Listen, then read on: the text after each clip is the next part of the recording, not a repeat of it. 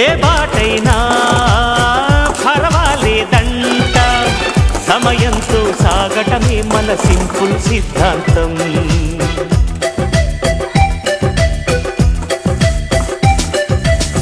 చిరుగాలికి పరిమళమిచ్చే సిరిమల్లెల వనమై ఉందాం, గగనాన్ని నేలను కలిపే హరివిల్లుల వంతెన అవుదాం.